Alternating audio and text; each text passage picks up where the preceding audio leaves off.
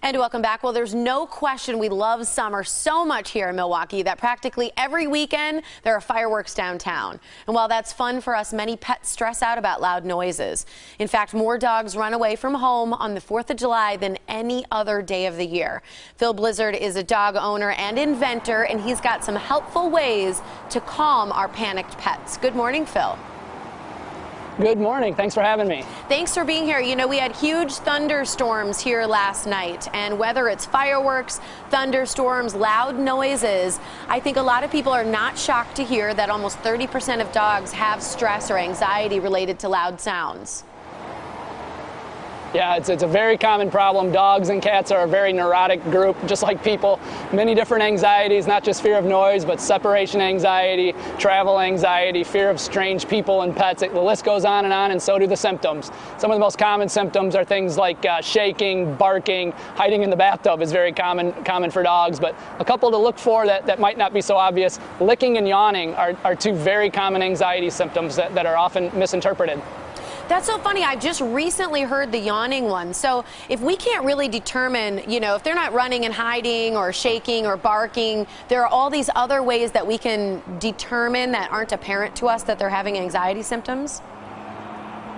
Yeah, absolutely. I mean, sometimes it's obvious, like I mentioned, but sometimes it might be best to get a professional dog trainer to come and take a look and see if they can figure out what the underlying causes are. But many cases, the dog is just born with the issue, which is the case with my own dog with the fear of thunder and fireworks. So how do you suggest that we comfort our pets? Well, our product ThunderShirt, it applies gentle, constant pressure, and based on surveys of vets and dog owners, it has one of the highest success rates of any solutions out there. But also for like the big storms you encountered last night, we strongly encourage you to set up a nice, calm, quiet, safe spot in your house. Maybe an interior closet or a bathroom, set up with the crate or your dog's favorite bed, and throw in a toy and a blanket, just someplace they can feel safe and have the noise be a little bit muffled. I think you're a superhero for inventing the ThunderShirt, because I feel like everyone I know with a dog who has those issues already has one. Is that what led you to develop it, was your own dog? That's right. My own dog, since she was a puppy, hated thunder, hated fireworks. I'd wake up during nighttime storms down here in North Carolina with a 50-pound dog standing on my chest, vibrating. She was miserable. We did what most people do. We visited vets, we visited trainers, but nothing was working for us until a friend of the family suggested using a Snug fitting wrap, like swaddling an infant. And that gentle, constant pressure, we did a homemade version. It worked like a charm with our dog Dosey, and ThunderShirt evolved from there.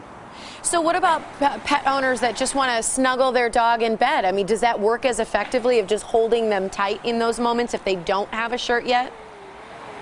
Yeah, I mean, giving your dog a good hug will definitely help. Most dogs do like that, and it does help to release the calming hormones that are thought to be released by swaddling. But you know, you probably aren't going to want to do that for too long a period, and that's the great thing about a ThunderShirt. It's very easy to put on, and once it's on, it'll keep applying that hug to help your dog. Oh, I love that. Are there other suggestions that you have or things to look for? Can you use those sprays that people use with pheromones to help calm?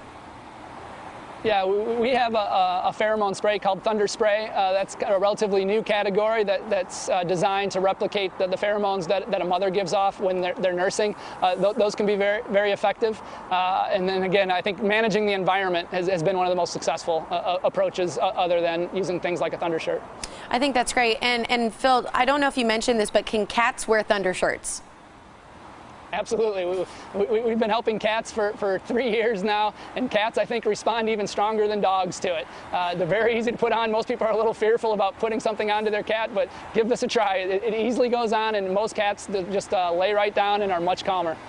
It's true. If you've ever put a shirt on a cat, they usually flatten out and they don't go anywhere. They just sort of sit there. So we need to help them both, our cats and our dogs. Absolutely. Where can people go for more information on your ThunderShirts? Easiest place would be ThunderShirt.com, but we're also available in most pet stores across the country, or ask your vet or trainer. All right. Thanks so much for being with us here, Phil. We appreciate it. Thank you. All right, and he said ThunderShirts. We've also got ThunderWorksAsWell.com, where you can purchase those ThunderShirts.